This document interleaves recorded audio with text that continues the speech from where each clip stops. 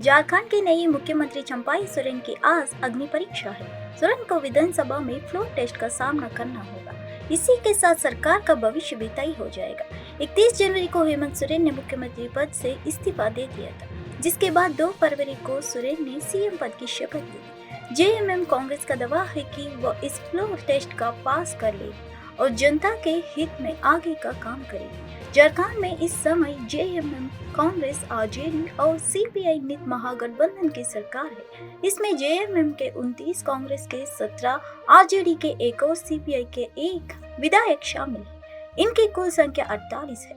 वही floor test pass करने के लिए 41 विधायकों का समर्थन जरूरी है। तमिलनाडु कांग्रेस में अंदरूनी कलह जारी है।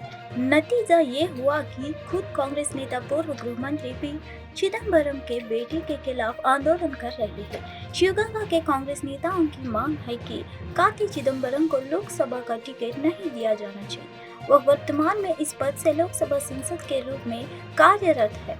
इस बीच कार्ति चिदम्बरम के पिता ने भी शिवगंगा से 7 बार संसद का चुनाव लड़ा है। हालांकि शनिवार को शिवगंगा के कुछ कांग्रेस नेताओं ने मांग की कि कार्ति चिदम्बरम को टिकट नहीं देना चाहिए। उल्लेखनीय है कि यह राजनीतिक घटनाक्रम ऐसे समय में हो रहा है जब तमिलनाडु में कांग्रेस और डीएमके के बीच चर्चा चल रही है।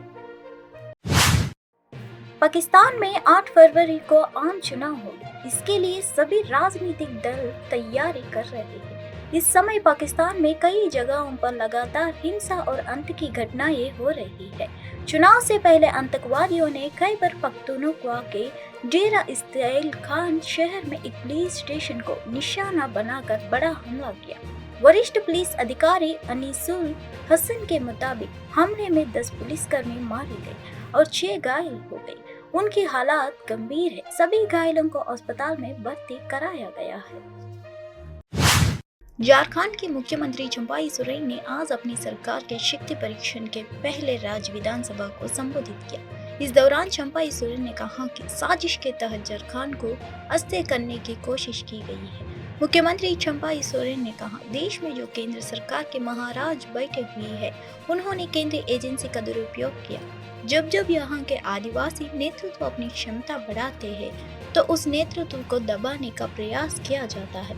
इस बार भी कुछ ऐसा ही किया जा रहा है, लेकिन हम दबने वाले नहीं हैं। झारखंड के मुख्यमंत्री ने आज अपनी सरकार के शक्ति परीक्षण के पहले राज्य विधानसभा को संबोधित करते हुए कहा कि मैं गर्व से कहता हूँ कि मैं हेमंत सोरेन के पार्ट 2 हूँ।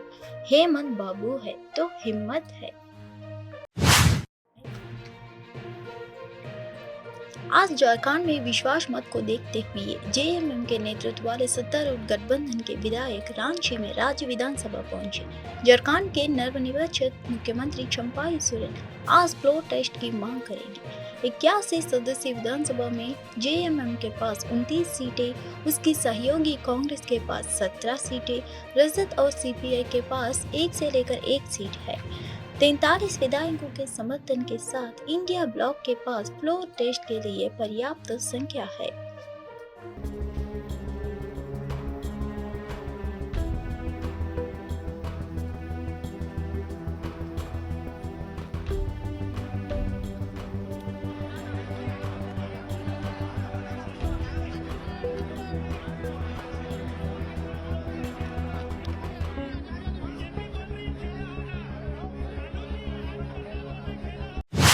यूपी विधानसभा में बजट पेश होने से पहले मुख्यमंत्री योगी आदित्यनाथ और यूपी के वित्त मंत्री सुरेश कुमार खन्ना ने विधानसभा भवन के बाहर पेश किया है। उत्तर प्रदेश विधानसभा का महत्वपूर्ण बजट सत्र 2024 से लेकर 25 से आज को शुरू हुआ है और 12 फरवरी तक चलेगा। उत्तर प्रदेश सरकार के वित्त मंत्री सुरेश खन्ना वित्तीय वर्ष 2024 से लेकर 25 के लिए बजट पेश करेंगे। सभी लोगों ने ध्यान रखी है कि लगातार जिस तरीके से उत्तर प्रदेश का विकास एक बड़े स्तर पर होगा, इस कैबिनेट में ही पूरा बजट जो है इस कैबिनेट में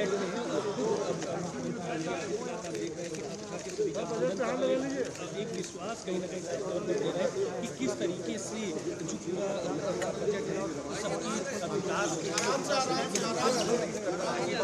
साफ तौर पर कि अभी जो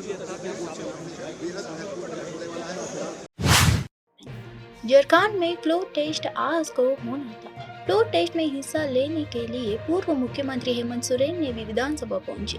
विधानसभा का विशेष सत्र बुलाया गया है और परिसर के 100 मीटर के दायरे में धारा 144 लगा दी गई है। रांची के सर्किट हाउस में ठहरे जेएमएम विधायक शक्ति परीक्षण में भाग लेने के लिए राज्य विधानसभा के लिए रवाना हो गए। 81 सदस्यीय विधानसभा में जेएमएम के पास 29 सीटें, उसकी सहयोगी कांग्रेस के पास 17, रजद और सीपीआई के पास 1 से लेकर 1 सीट है। 43 विधायकों के समर्थन के साथ इंडिया ब्लॉक के पास फ्लोर टेस्ट के लिए पर्याप्त संख्या है। जेएमएम महासचिव सुप्रियो भट्टाचार्य ने फ्लोर टेस्ट जीतने का भरोसा जताया। कथित भूमि घोटाला मामले में हेमंत सोरेन की गिरफ्तारी के बाद झारखंड में राजनीतिक अशांति फैल गई थी। हेमंत सोरेन की गिरफ्तारी के कुछ दिनों बाद उनके उत्तराधिकार चंपाई सोरेन ने झारखंड के मुख्यमंत्री के रूप में शपथ ली है।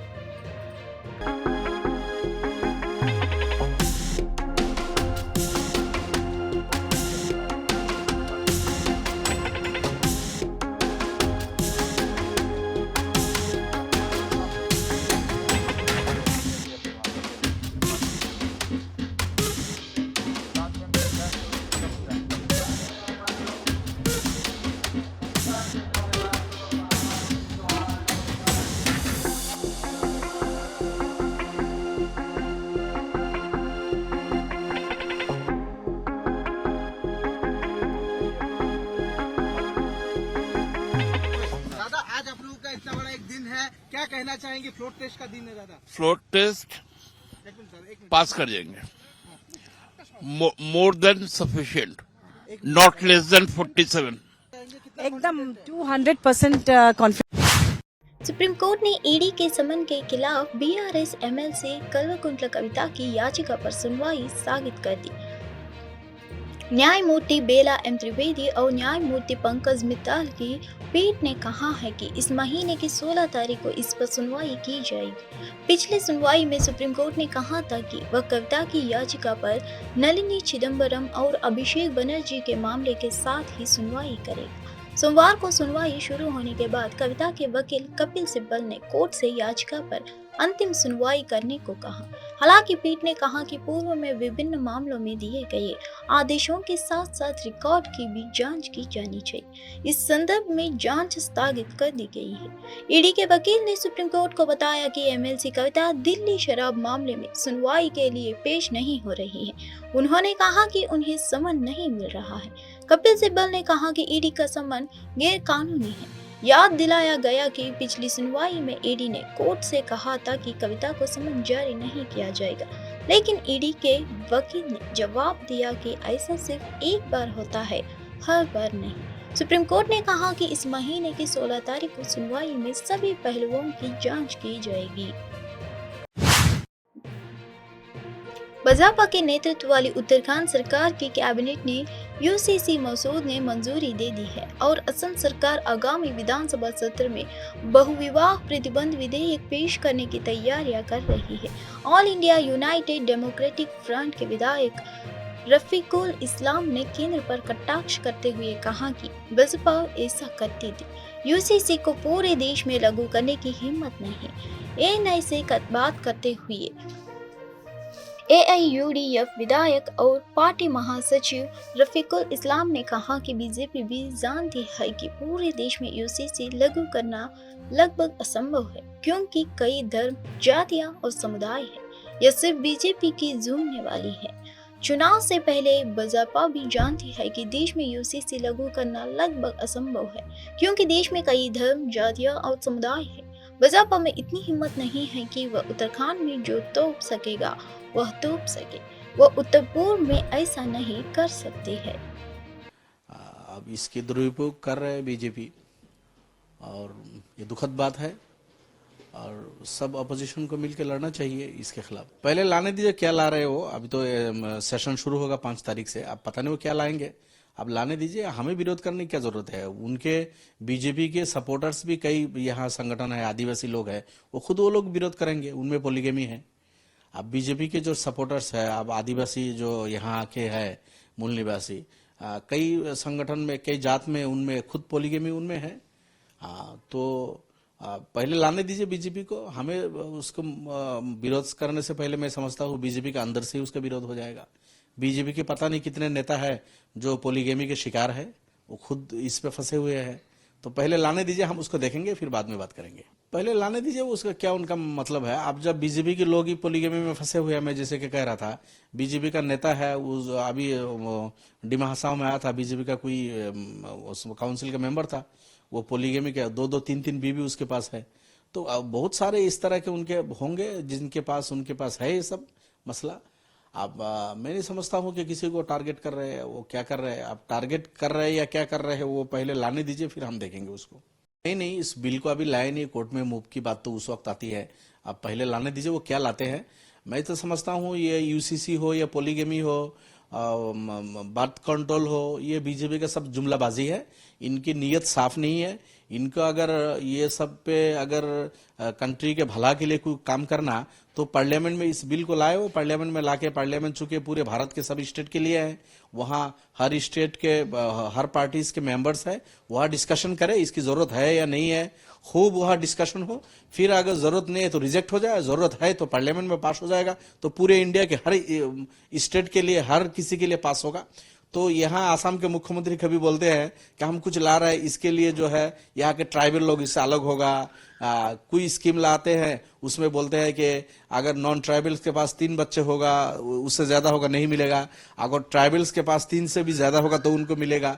तो खुद ही वो आज श्रीनगर में शीतलहर जारी रही। शीतलहर की लगातार पकड़ ने पर्यटकों के उत्साह को कम नहीं किया, जिन्होंने डल झील के मनमोहक दृश्यों का आनंद लिया।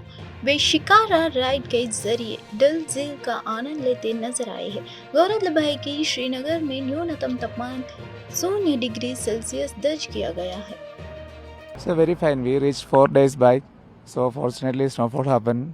We have 40 people coming from different states: Kerala, Karnataka, Odisha, even Gujarat also. So we all are enjoyed. Yesterday we went to Pahalgam. Once in a lifetime kind of a pleasure. Everyone we enjoyed. अच्छा लगा. You enjoy snowfall here? Yeah, enjoy snowfall. So it's a very once in a lifetime experience. यहाँ पर जो आया है, मतलब हम लोग पहलगाम कल गए हुए थे, -11 डिग्री में रुका हुए थे वहाँ पे, बहुत अच्छा था। और बेताब वैली भी गए हुए थे, चंदन वैली भी गए हुए थे। और यहाँ के लोग जो है बहुत अच्छे हैं, बहुत कोऑपरेटिव है। और जिस होटल में भी रुका हुआ है बहुत अच्छा है। आज हम शिकारा राइड भी किया हुआ है डल लेक पे, और वहाँ पे जो सफ़रन का ये वो भी हम लोग ले लिए, गुलाब के फूल ले लिए। ये मेरे बॉस है सर, हम लोग साथ में हैं, 40 लोग हैं सर। बहुत एंजॉय किए यहाँ पे।